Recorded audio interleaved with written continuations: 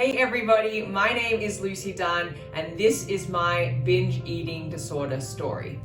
My binge eating disorder was something that held me back from living my life for so many years, and I was sick and tired of letting food control my life.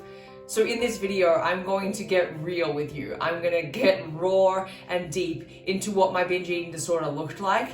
And not only that, I'm going to talk about the reasons that we actually do binge on food and why it's so hard to stop. It is something that needs to be talked about. So if you are ready to have this conversation, if you're ready to open your mind to this very important topic, this video is for you. It's all about my weight loss journey, which was when I lost 65 pounds, but then I went too far the other way and I didn't know how to eat anymore. I was so scared of gaining any weight back, and I would eat so clean Monday to Friday, and then every single weekend I would absolutely binge on everything that I could get.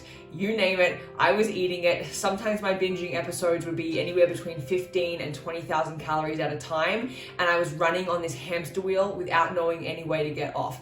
So if binge eating disorder is something that you struggle with, or if it's something that you know somebody struggles with, this is my eating disorder story that I'm going to share with you, and I'm so glad that you're here to tune in.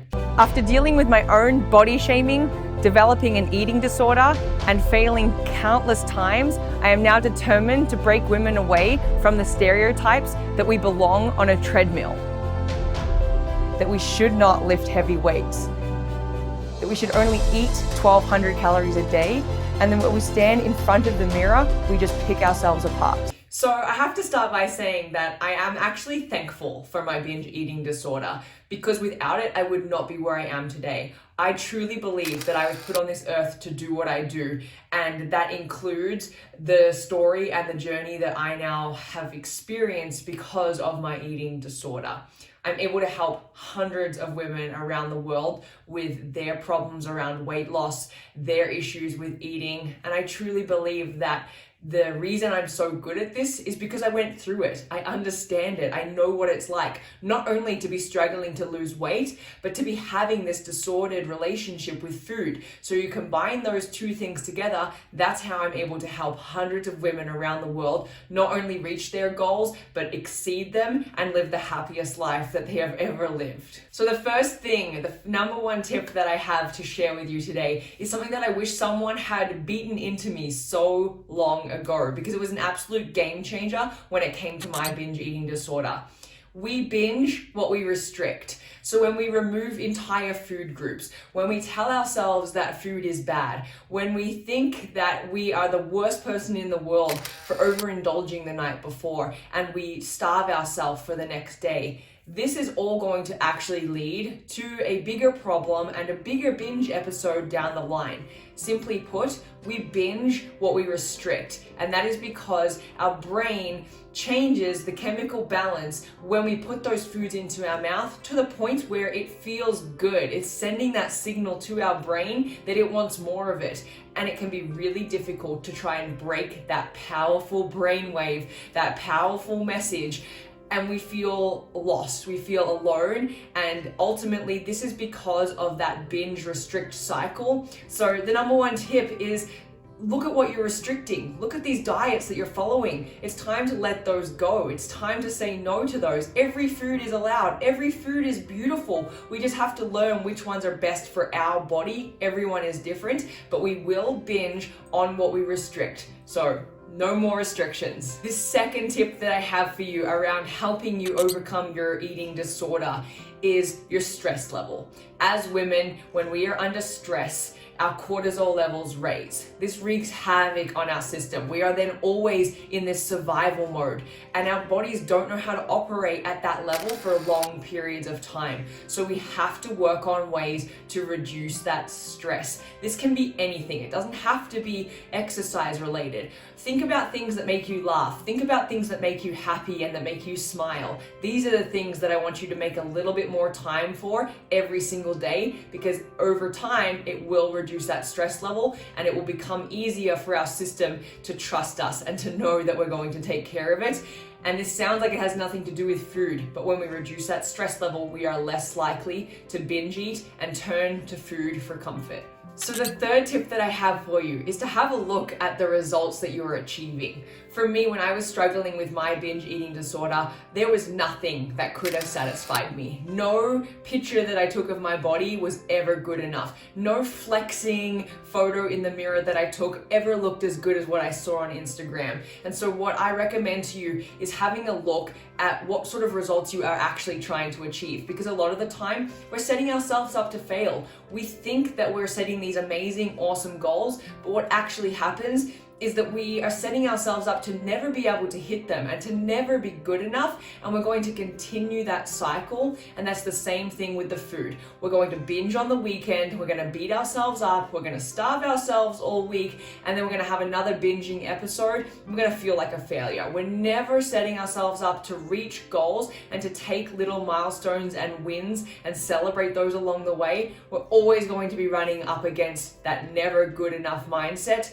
So this tip is all about looking at what goals you're setting and having them switch up a little. Make some changes to those goals, set small attainable ones each week, and then celebrate every single time you reach one of those goals. So the fourth tip that I'm going to give you, and this was a game changer in my life when I was trying to overcome my binge eating disorder, but it was one of the hardest things to do. So tread lightly, be kind to yourself. But the fourth tip is all about making social plans around food. I can't tell you how many evenings I canceled dinner plans. I told people that I had already eaten before I arrived and I was just going to have a soda water. There's all these excuses that you make when you're struggling with some sort of eating disorder, and it's time for that to stop. You have more life to live. You have more love and enjoyment to have out in social settings than to let your eating disorder control you. And so what I want you to try month, make 1 or 2 social plans around food and stick to them. Challenge your old beliefs. It's time for those to go. And I promise you, it's really hard in the beginning, but what I do know is it gets easier with time. The more and more you do it, it will become more comfortable. So go to that favorite spot that you want to eat at. Ask your friend to take you on a lunch date to somewhere where you can't look at the menu ahead of time. Challenge your food beliefs and try it. I promise you, it gets easier, but it's one of the best things that you can do to tell your eating disorder it doesn't belong. It no longer serves you. And what a fun life to live eating delicious food at some amazing places around the world. So if you're anything like me, you are sick and tired of allowing food to control your life, I would love to hear from you. Make sure you drop this in the comments below. Are any of these habits that I've talked about that I used to do, are you struggling with any of them? Are you finding yourself meal prepping Monday to Friday and trying your best to eat clean and going to the gym for hours on end to get results, and then you're throwing it away when you eat the large pizza and all of the candy and the ice cream and you just feel like a failure? Are you feeling like you're sick and tired of tracking everything and counting everything and not knowing why you cannot see the results that everybody else in the world seems to be able to achieve? What are you struggling with the most right now? What toxic behaviors are you ready to get rid of? Drop it in the comments below. I would love to hear from you. So like I said in the beginning, I am so thankful for my binge eating disorder because it allows me to now help people through their eating disorders. I understand what it's like. Not only did I lose a large amount of weight, I know the emotional strain it puts on our bodies and our social life, our families. Everything gets controlled by this horrible, nasty eating disorder. And that's why I'm so thankful for it, because I've helped hundreds of women around the world overcome their disordered eating and start truly living their best lives that they imagine. And I would absolutely love to help you to do the same. I have an app that I have designed with mindset habit tracking, with work around the relationship between our brain and food. We talk about things that it doesn't seem like any other program out there is talking about. We uncover these things so that you can move through them. And I have a free trial for you. So all you need to do is head to the website. The link is here. Sign up for your free trial. You don't even have to put in your credit card or any crazy information. This is not a scam. This is not a gimmick. This is genuinely me knowing what is involved to help you with this. And I would love for you to get started with your free trial. No strings attached, but I can't wait to see you on the inside. So before I let you go, I just want you to know that if you made it this far in the video, there's something obviously that resonates with you. There's obviously something that appeals to you in this world of eating disorder. Maybe you feel like you don't have a full-blown binge eating disorder, and that's okay. It's really gray, the area as far as who has what as in terms of diagnosis. And what I want you to know is that doesn't matter. If you feel like you want to make improvements and this video was helpful for you, you are in the right place. So what I want to ask you to do is share this video if you found it helpful. Let it get into the hands of other people who need it. And before you hit that cross, before you get off YouTube, please subscribe to my channel so that you can get updated when I release more videos all about these topics that I believe are so important to talk about. I'll talk to you soon. Bye for now.